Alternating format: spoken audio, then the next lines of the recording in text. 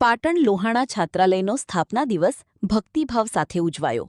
સત્યનારાયણ ભગવાનની કથાથી ગુંજી ઉઠ્યું છાત્રાલય પરિસર. સમાજના વડીલો, માતાઓ અને યુવા ભાઈ બહેનોએ લીધો ધાર્મિક પ્રસંગનો લાભ. પાટણ સ્થિત માતુશ્રી હરખુબા મગનલાલ લોહાણા છાત્રાલયનો સ્થાપના દિવસ શ્રદ્ધા, ભક્તિ અને આત્મીયતાભર્યા માહોલમાં ઉજવવામાં આવ્યો હતો. સ્થાપના દિવસ નિમિત્તે છાત્રાલય ખાતે સત્યનારાયણ ભગવાનની પાવન કથાનું આયોજન કરવામાં આવ્યું હતું. કથાના યજમાન તરીકે શ્રી જયંતીલાલ રાયચંદજી સદરપુર, શ્રી સેવંતીભાઈ કાંતિલાલ કલાણા તેમજ શ્રી રાજુભાઈ ભોગીલાલ વનાસણે સેવા ભાગીદારી કરી ધાર્મિક પ્રસંગને શોભાયમાન બનાવ્યો હતો.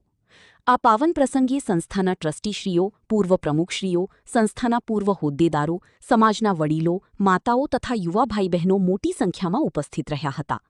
સૌએ ભક્તિભાવપૂર્વક સત્યનારાયણ ભગવાનની કથાનું રસપાન કરી ધન્યતા અનુભવી હતી. જલારામ મંદિરના પૂજારી શ્રી રશ્મિકાંતભાઈ રાવલ દ્વારા ભાવપૂર્ણ વાણીમાં સત્યનારાયણ ભગવાનની કથા કરવામાં આવી હતી. કથા દરમિયાન ધાર્મિક વાતાવરણ સર્જાયું હતું અને ઉપસ્થિત સૌ ભક્તજનો ભક્તિરસમાં તરબોળ બન્યા હતા.